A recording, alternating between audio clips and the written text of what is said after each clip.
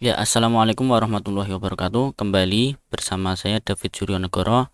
Pada pertemuan kali ini kita akan membahas mengenai kebutuhan, kelangkaan, skala prioritas, dan biaya peluang. Untuk yang pertama kita akan membahas mengenai kebutuhan dan alat pemuas kebutuhan. Lalu yang kedua ada kelangkaan, yang ketiga ada skala prioritas, dan yang terakhir ada biaya peluang.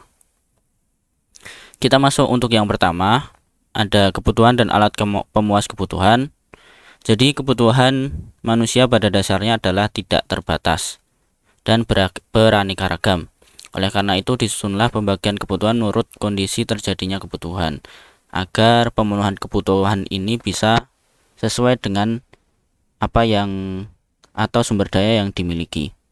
Untuk yang pertama, kebutuhan itu dibagi menurut tingkat kepentingannya. Yang pertama ada kebutuhan primer, sekunder, dan tersier. Lalu selanjutnya ada waktu pemenuhan, yaitu dipenuhi harus sekarang, masa depan, tidak terduga, dan sepanjang waktu. Lalu yang ketiga ada menurut sifatnya, ada jasmani dan rohani. Dan yang terakhir menurut subjeknya itu dibagi menjadi individu dan juga kolektif atau umum. Kita masuk untuk yang pertama, yaitu menurut kepentingannya, yakni ada tiga. Yang pertama primer. Jadi untuk kebutuhan yang primer itu berkaitan dengan mempertahankan hidup secara layak. Jadi kebutuhan primer itu kebutuhan yang mendasar dan harus dipenuhi oleh manusia, yang terdiri dari sandang, pangan, dan papan. Sandang itu pakaian, pangan itu makanan sehari-hari, dan papan itu tempat tinggal. Kalau salah satu dari kebutuhan primer ini tidak dapat tercukupi dengan baik, maka kehidupan manusia tersebut belum bisa dikatakan layak. Contohnya seperti orang-orang yang tunawisma. Tunawisma itu kan berarti dia orang-orang yang tidak punya tempat tinggal. Nah, karena dia tidak punya tempat tinggal, oleh karena itu salah satu kebutuhan primer itu tidak dapat dipenuhi, sehingga kehidupannya itu tidak layak. Lalu ada yang kedua, sekunder. Sekunder itu berkaitan dengan menciptakan kebahagiaan hidup. Jadi kebutuhan ini muncul setelah kebutuhan primer tercukupi. Jadi nggak mungkin kalau kebutuhan primernya aja belum termenuhi, kok sudah mencari kebutuhan sekunder. Nah, contoh dari kebutuhan sekunder itu ada pendidikan, kesehatan, dan hiburan. Lalu yang terakhir ada tersier, yaitu kebutuhan yang muncul setelah adanya kebutuhan primer dan sekunder terpenuhi. Oleh karena itu, kebutuhan tersier lebih bersifat prestis. Prestis itu ada berkaitan dengan derajat atau martabat. Jadi semakin banyak kebutuhan tersier yang dapat dipenuhi, contohnya seperti membeli mobil yang mewah, membeli rumah mewah, dan tanah yang luas. Nah, itu otomatis dapat meningkatkan derajat atau martabat orang tersebut di mata orang lain. Selanjutnya ada kebutuhan menurut waktu pemenuhan. Yang pertama ada kebutuhan yang harus dipenuhi sekarang, yaitu kebutuhan yang tidak dapat ditunda lagi pemenuhannya, seperti kebutuhan obat ketika sakit, pengobatan ketika sakit, dan lain-lain. Lalu ada kebutuhan masa depan. Jadi kebutuhan yang dapat dipersiapkan jauh-jauh hari sebelumnya, seperti tabungan rumah, tabungan sekolah, dan lain sebagainya. Jadi kebutuhan masa depan itu kebutuhan yang akan datang pada masa-masa selanjutnya, tapi pemenuhannya dapat dipersiapkan jauh-jauh hari, mulai dari sekarang contohnya. Selanjutnya ada kebutuhan yang tak terduga, contohnya yaitu kecelakaan dan harus dibawa ke rumah sakit. Nah, itu adalah kebutuhan yang tak terduga. Lalu ada kebutuhan sepanjang waktu. Jadi pemenuhannya itu tidak terbatas waktu. Contohnya belajar. Jadi semakin orang belajar, dia akan semakin butuh belajar lebih banyak lagi. Nah, itu menjadikan kebutuhan belajar itu sepanjang waktu. Lalu selanjutnya ada kebutuhan menurut sifatnya. Yang pertama ada kebutuhan jasmani, yaitu kebutuhan yang bisa dirasakan oleh tubuh atau fisik dari manusia itu sendiri, seperti contohnya kebutuhan untuk berolahraga. Lalu yang kedua ada kebutuhan rohani, yaitu kebutuhan yang dirasakan secara batiniah atau secara rohani tadi, yaitu seperti perasaan gembira, lega, dan lain sebagainya. Contoh dari kebutuhannya yaitu kebutuhan ibadah dan kebutuhan kasih sayang. Selanjutnya ada kebutuhan menurut subjeknya, ada kebutuhan individu, yaitu kebutuhan yang merupakan kepuasan pribadi. Contohnya pelajar yang membutuhkan seragam, buku tulis, dan alat tulis, atau seseorang yang membutuhkan makan, minum, dan rumah tinggal. Nah, kalau untuk yang kolektif itu kebutuhan yang bisa bermanfaat untuk orang atau kelompok atau orang banyak. Tujuannya agar orang masyarakat tersebut atau orang banyak tersebut dapat sejahtera, tertib, dan aman. Contohnya seperti rumah ibadah, rumah sakit, jalan raya, jembatan, dan lain sebagainya. Selanjutnya, menurut hubungan dengan barang lain ada barang substitusi, yaitu barang yang dapat menggantikan barang yang lain. Contohnya roti sebagai pengganti nasi. Lalu ada barang komplementer, yaitu barang yang saling melengkapi. Akan berguna jika kedua barang atau kedua benda itu dipakai secara bersamaan. Contohnya listrik dengan TV, lalu handphone dengan pulsa atau paketan. Nah, kayak gitu. Lalu menurut kegunaannya ada barang konsumsi, yaitu barang yang siap pakai tanpa harus ada pengolahan terlebih dahulu. Contohnya sepatu, pakaian, tas, nasi, gitu. Lalu barang produksi, yaitu barang yang digunakan untuk menghasilkan benda yang lain. Contohnya mesin dan alat produksi. Nah, ini adalah merupakan alat pemuas kebutuhan.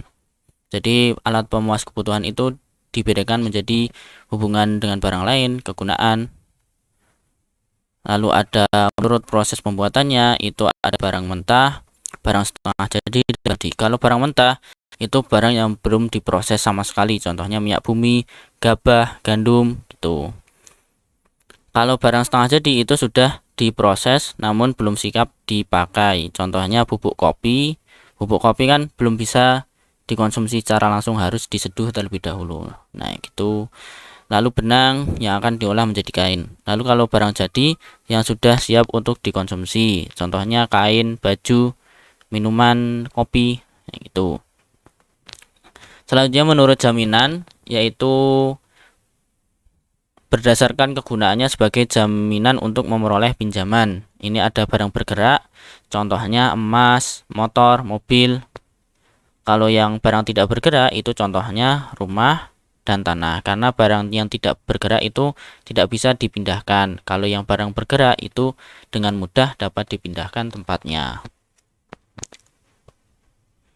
Nah, selanjutnya ada kegunaan barang. Yang pertama kegunaan dasar, itu kegunaannya karena memiliki bahan dasar tertentu. Contohnya pasir kuarsa berguna karena mengandung bahan dasar untuk membuat kaca. Contohnya seperti itu. Lalu ada kegunaan bentuk, yaitu kegunaannya muncul karena setelah diubah bentuknya. Contohnya dari papan, paku, cat, pelitur yang diolah menjadi meja, kursi, dan lain-lain.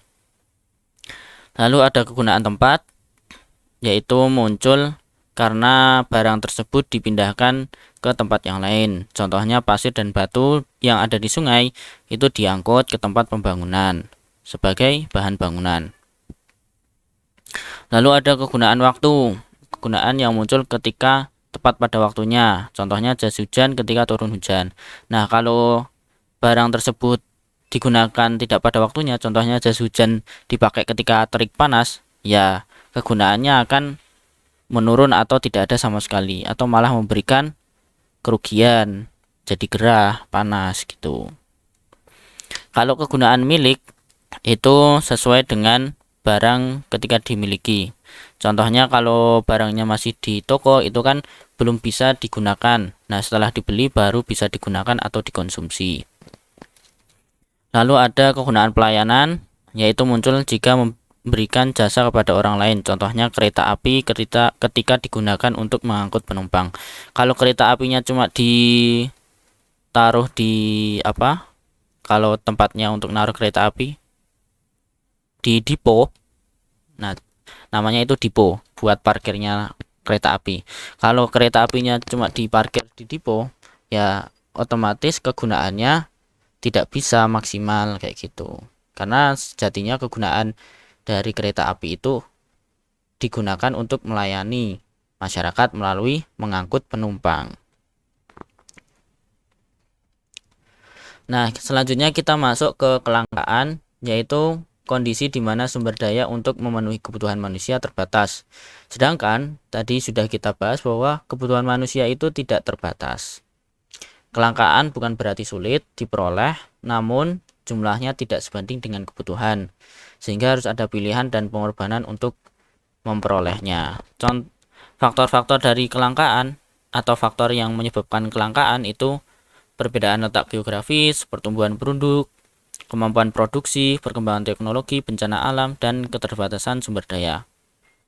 Contohnya kalau letak geografis, kalau misal kita tinggal di perkotaan, otomatis udaranya kan penuh dengan polusi. Jadi hal yang langka yaitu udara yang bersih. Kalau pertumbuhan penduduk, seperti di video sebelumnya dijelaskan bahwa semakin banyak penduduk yang menggunakan suatu barang, contohnya air tadi, walaupun air itu secara sifatnya itu jumlahnya banyak, tapi karena jumlah penduduknya banyak, otomatis yang menggunakan juga banyak dan akhirnya terjadi perebutan. Lalu ada kemampuan produksi. Jadi kemampuan produksi itu membatasi barang atau jasa yang dihasilkan sehingga terjadi kelangkaan. Lalu perkembangan teknologi, semakin tinggi teknologinya bisa memenuhi kebutuhan secara lebih banyak. Lalu ada bencana alam, tentu saja bisa mengurangi sumber daya yang ada. Contohnya kalau misal pabriknya terbakar atau terkena gempa, nah otomatis produksinya akan turun. Lalu ada keterbatasan sumber daya. Contohnya apa nih? Seperti minyak bumi. Nah, minyak bumi itu kan terbatas. Sehingga manusia harus membuat pilihan agar tidak tergantung pada minyak bumi. Selanjutnya, setelah kita mengetahui tadi adanya kebutuhan dan juga alat pemenuhan, lalu ada kelangkaan. Nah, cara untuk membuat pilihan agar dapat memanfaatkan sumber daya yang ada untuk memenuhi kebutuhan yang tidak terbatas tadi, dibentuklah namanya skala prioritas atau sebuah daftar urutan kebutuhan berdasarkan tingkat kepentingannya. Yang pertama di gradien 1 atau di kotak 1 itu ada penting dan mendesak.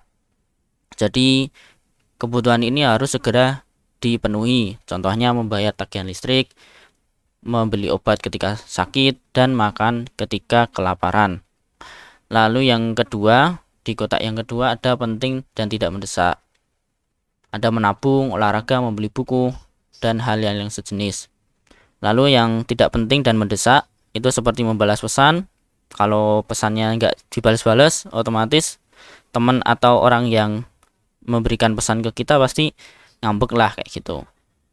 Lalu membeli tiket konser, karena biasanya kalau beli tiket konser ada waktu pembeliannya kayak gitu. Tapi dua hal tersebut tidak terlalu penting gitu. Tidak dipenuhi juga nggak apa-apa, kalau dipenuhi ya lebih baik kayak gitu. Lalu selanjutnya tidak penting dan tidak mendesak seperti ngobrol, menonton video hiburan, jalan-jalan di mall kayak gitu. Karena ya ngobrol itu kan bisa lain waktu, terus menonton video hiburan juga bisa lain waktu. Jalan-jalan di mall kalau tidak ada untuk kebutuhan beli sesuatu berarti dia tidak penting dan tidak mendesak. Selanjutnya kita masuk ke biaya peluang. Biaya peluang atau opportunity cost adalah pengorbanan yang timbul akibat dari pemilihan tadi, sesuai dengan tadi urutan skala prioritasnya. Jadi ya, setelah memilih sesuai skala prioritas, pastikan ada hal lain yang harus dikorbankan. Nah, itu hal yang dikorban itu menjadi biaya peluang atau opportunity cost. Bisa berupa uang atau waktu, keuntungan masa depan, kesenangan, atau tergantung kondisi yang ada. Cara mencari biaya peluang adalah menghitung pilihan yang ditinggalkan dengan nilai tertinggi. Contohnya di sini Ibnu mendaftar kuliah di UNY. Pada saat yang sama dia mendapatkan pekerjaan dengan gaji 1.500.000 per bulan.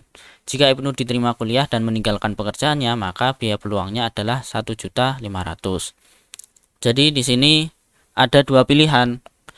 Ibnu kuliah di UNY atau bekerja dengan gaji 1.500.000 per bulan. Nah, karena Ibnu memilih kuliah, artinya dia mengorbankan salah satunya, yaitu tidak bekerja yang akan mendapatkan gaji sebesar 1.500.000 per bulan. Sehingga biaya peluangnya sebesar 1.500.000. Selanjutnya ini yang tidak diukur dalam uang ya. Di sini Rara contohnya jam 7 pagi harus masuk sekolah, tapi di saat yang sama acara kesukaannya mulai di TV. Karena Rara itu kebutuhan utamanya adalah masuk sekolah, sehingga dia tidak menonton acara kesukaannya, maka biaya peluangnya adalah tidak mendapatkan kesenangan karena menonton acara kesukaannya. Tuh. Oke, terima kasih atas perhatiannya. Kurang lebihnya mohon maaf. Wassalamualaikum warahmatullahi wabarakatuh.